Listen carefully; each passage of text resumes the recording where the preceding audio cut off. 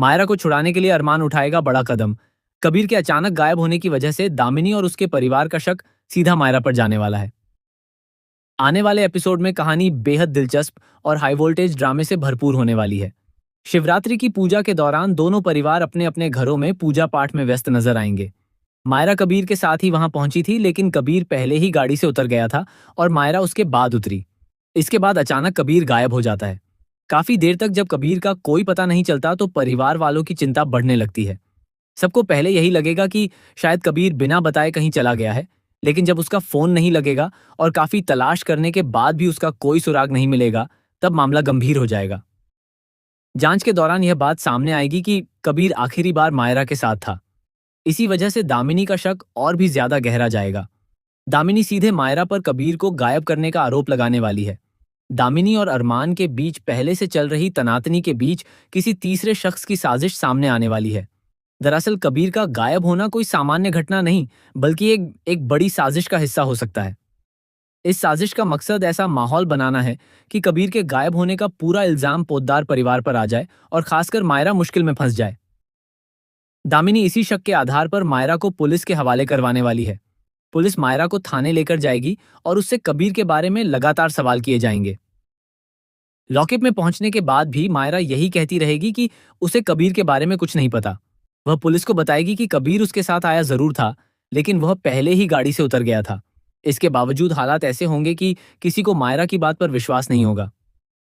अपनी बेटी को पुलिस स्टेशन से बाहर निकालने के लिए अभीरा और अरमान पूरी ताकत लगा देंगे।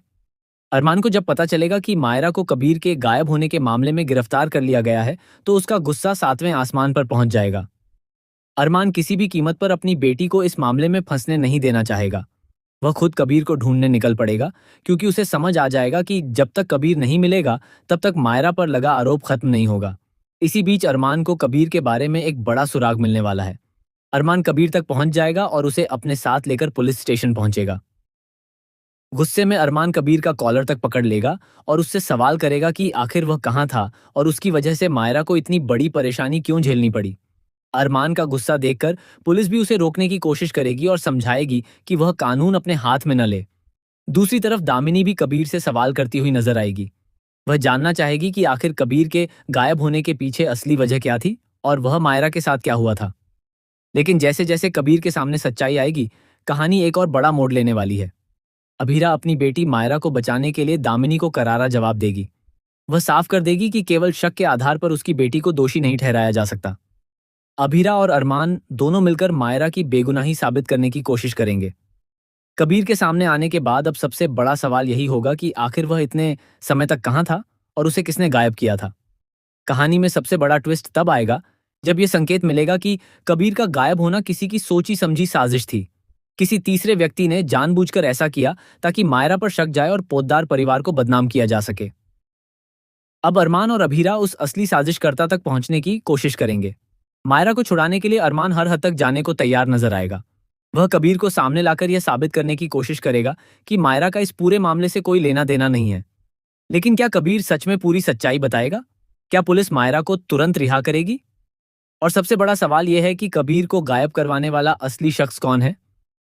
आने वाले एपिसोड में इन्हीं सवालों के जवाब कहानी को एक बेहद चौंकाने वाले मोड़ पर ले जाएंगे। मायरा को जेल से बाहर निकालने के बाद भी मामला खत्म नहीं होगा, क्योंकि अब अरमान और अभीरा उस व्यक्ति की तलाश शुरू करेंगे जिसने दोनों परिवारों के बीच चल रही दुश्मनी का फायदा उठाकर यह पूरी साजिश रची है। जैसे जैसे सच्चाई सामने आएगी, दामिनी को भी अपनी गलती का एहसास हो सकता है और परिवार के सामने असली गुनहगार का चेहरा बेनकाब होने वाला है।